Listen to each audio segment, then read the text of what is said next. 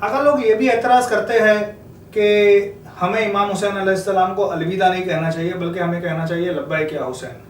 ابھی کچھ دنوں پہلے ہمیں واٹس ایپ پہ ایک ویڈیو ملا, ایک پکچر ملا جس پہ حزب اللہ کے سپاہیوں کو دکھایا گیا ہے اور وہاں پر کسی نے ہندی میں لکھا ہے کہ ہم حزب اللہ کے سپاہی ہیں اور ہم الوداع یا حسین نہیں کہتے بلکہ ہم لبیک یا حسین کہتے ہیں. یہ سوال جو آپ نے کیا, اتفاق سے یہ سوال مجھ سے پہلے بھی ہو چکا ہے, اور اتفاق سے مجھے بھی کسی نے اس طرح کی ایک پکچر سینڈ کی تھی جس میں حزب اللہ کے کچھ سپاہیوں کو دکھایا گیا تھا, اور اس میں لکھا تھا, چونکہ ہندی میں لکھا تھا تو اس میں لکھا تھا کہ ہم لبیک یا حسین کہتے ہیں اور ہم کبھی الوداع یا حسین نہیں کہتے. گویا یہ تاثر, اور اس کے نیچے کمنٹس بھی تھے, تو گویا یہ تاثر دینے کی کوشش کی جا رہی کہ یہ جو عزادار الوداعی نوحہ پڑھتے ہیں, الوداعی مجلس کرتے ہیں, الوداعی ماتم کرتے ہیں, تو نعوذ باللہ کہیں یہ لبیک یا حسین کے خلاف ہیں یا یہ غلط کام کر رہے ہیں الوداع کہہ کے.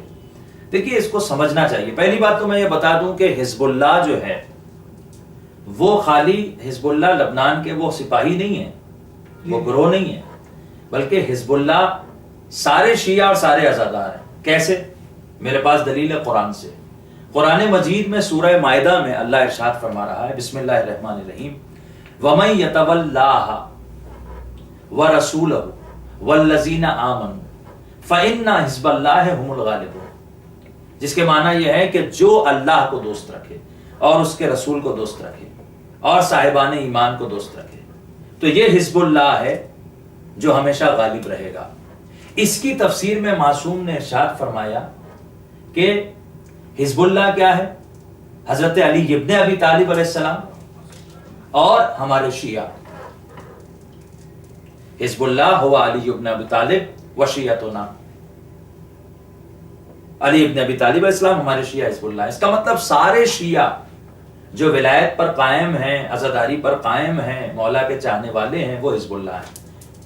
تو اصل حزب اللہ مولا کائنات کی ہے, یا اس دور میں اگر آپ حزب اللہ کہیں تو سرکار امام زمانہ کی ہے.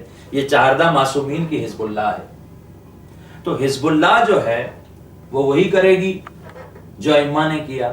یہ جو الوداعی نوحہ پڑھا جا رہا ہے, یہ الوداع کہا جا رہا ہے, یہ لبیک کے خلاف نہیں کہا جا رہا ہے.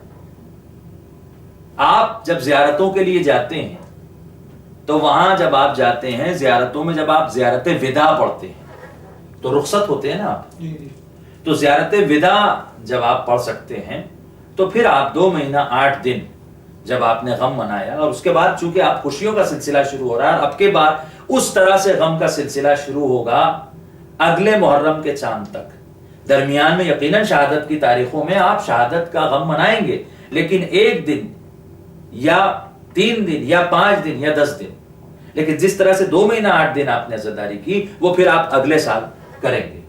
تو لہٰذا اس طرح سے جو فرش عزا 2 مہینہ 8 دن بچھا تھا, جہاں بعض امام بارگاہوں میں بعض جگہوں پر 2 مہینہ 8 دن علم لگا تھا, کہیں 2 مہینہ 8 دن سبیل لگی تھی, تو چونکہ اسے بڑھا دیا جا رہا ہے اگلے سال کے لیے, تو لہٰذا یہ الوداعی نوحہ پڑھا جاتا ہے, الوداع کہا جاتا ہے نا. یہ گویا لبیک کے خلاف نہیں ہے. اور زیارت وداع میں جو ہم کہتے ہیں کہ مولا ہم آپ سے رخصت ہو رہے ہیں, تو اسی طرح سے ہم یہاں پر بھی مولا سے کہتے ہیں کہ مولا ہم آپ سے رخصت ہو رہے ہیں. اس کا مطلب یہ لبیک کے خلاف نہیں ہے.